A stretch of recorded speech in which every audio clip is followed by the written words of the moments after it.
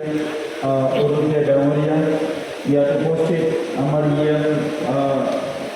ৰেওয়া নাৰ্জাৰী ডাঙৰীয়া, ডক্টৰ নীৰজ চৌধুৰী ডাঙৰীয়া, MCLA ৰাজীৱ ব্ৰহ্ম ডাঙৰীয়া, মাধৱ চেত্ৰী ডাঙৰীয়া, হেমন্ত ৰাভা ডাঙৰীয়া, হান্স ফাউণ্ডেশ্যনৰ পৰা উপস্থিত হোৱা মিষ্টাৰ কৃষ্ণা আৰু তেখেতৰ প্ৰশিক্ষকসকল, আমাৰ হেল্থ ডিপাৰ্টমেণ্টৰ সেক্ৰেটাৰি অমৰজ্যোতি বৰ্মন ডাঙৰীয়া আৰু CSD ফাংচু ডাঙৰীয়া প্ৰমুখে হেল্থ ডিপাৰ্টমেণ্টৰ বিষয়াসকল, ইয়াত উপস্থিত আমাৰ হিতাধিকাৰীসকল, মোৰ শ্ৰদ্ধাৰ দাদা বাইদেউসকল, মই সকলোলৈ নমস্কাৰ জনাইছোঁ। আৰু আজি আপোনালোক সকলো উপস্থিত হৈ এই প্ৰগ্ৰামটো সফল কৰাৰ কাৰণে ধন্যবাদ জনাইছোঁ।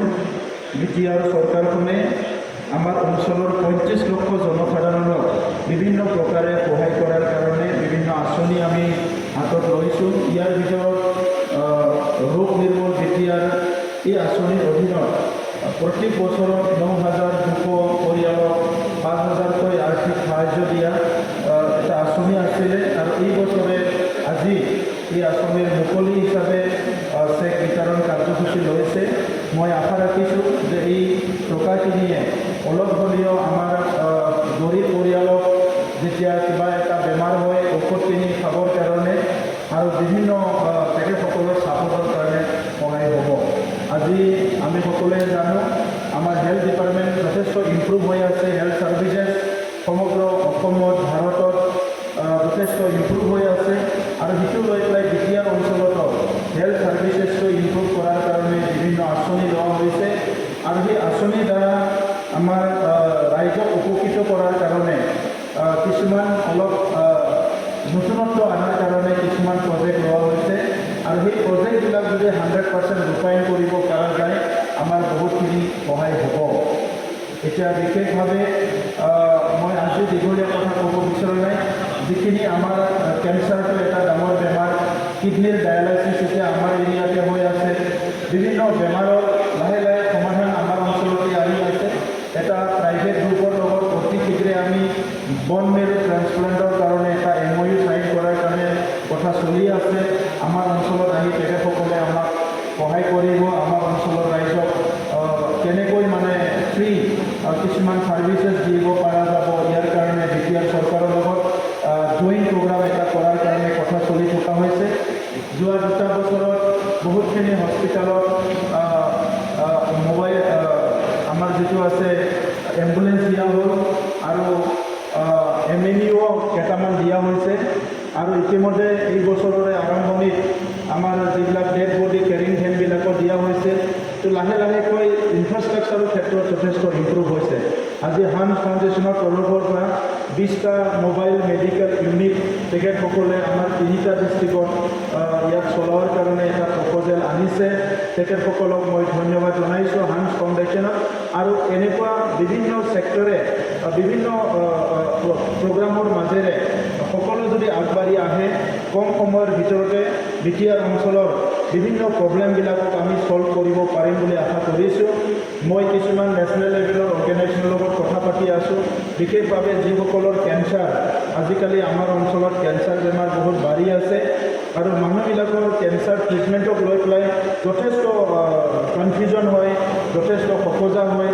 গতিকে যিমানখিনি কেঞ্চাৰ পৰিয়াল আমাৰ বড়োলেণ্ডত আছে এই প্ৰত্যেকটো কেঞ্চাৰ পৰিয়ালক এডপ্ট কৰাৰ কাৰণে BTR চৰকাৰ আৰু কিছুমান অৰ্গেনাইজেশ্যন লগ লাগি এডপ্ট কৰাৰ কাৰণে এটা প্লানিং আমি চিন্তা চৰ্চা কৰিছোঁ।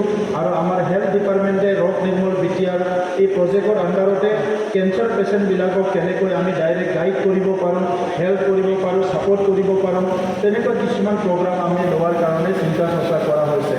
আজি বিশেষভাৱে মই ধন্যবাদ জনালোঁ।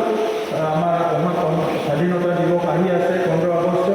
15 আগষ্টৰ প্ৰাক মুহূৰ্তত আজি এইটো এটা সুন্দৰ এটা কাম হৈছে। ইয়াৰ কাৰণে মই হেল্থ ডিপাৰ্টমেণ্টক ধন্যবাদ জনাইছোঁ। আৰু অনাগত দিনত ৰোগ নিৰ্মূল BTRটো আৰু ইম্প্ৰুভ কৰিব, ইয়াৰ আৰু বহুতখিনি আঁচনি ইয়াত ল'ব পাৰিব। মই সেইটো আশা কৰি মোৰ বক্তব্য সামৰিছোঁ। ধন্যবাদ।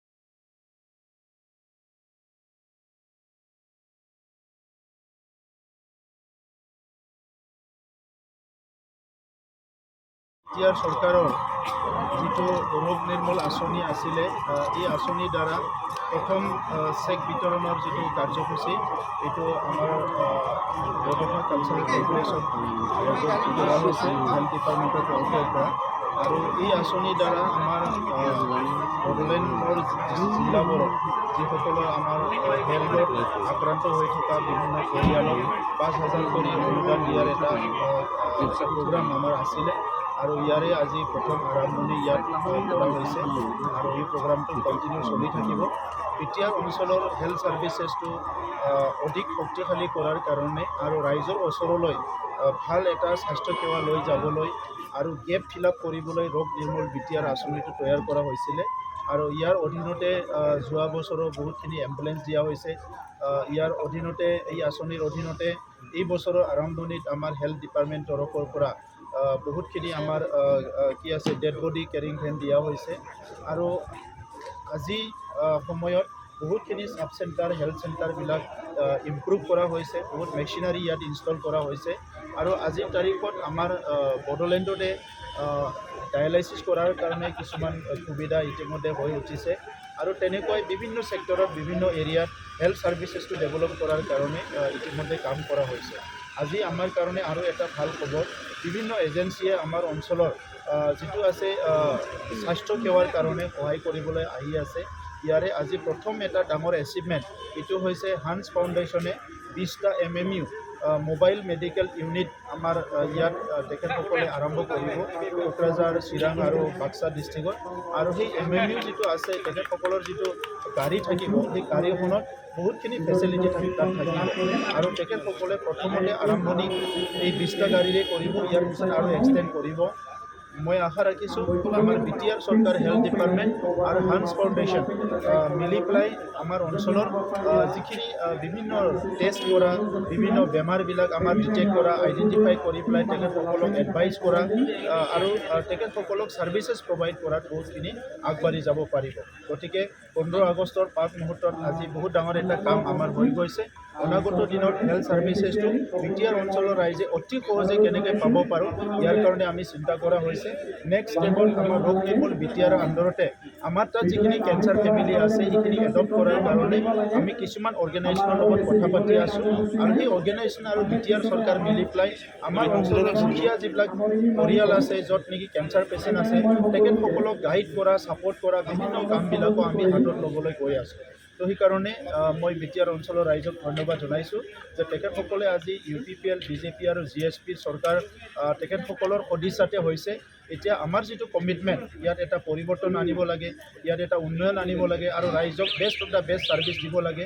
কেন্দ্ৰীয় চৰকাৰ আৰু ৰাজ্য চৰকাৰৰ যিবিলাক আঁচনি এইটো সম্পূৰ্ণ ৰূপায়ণ কৰিব লাগে। এই গোটেই সংগত ৰাখি কাম কৰিবৰ কাৰণে আমি আগবাঢ়ি আছোঁ। Japanese encephalitis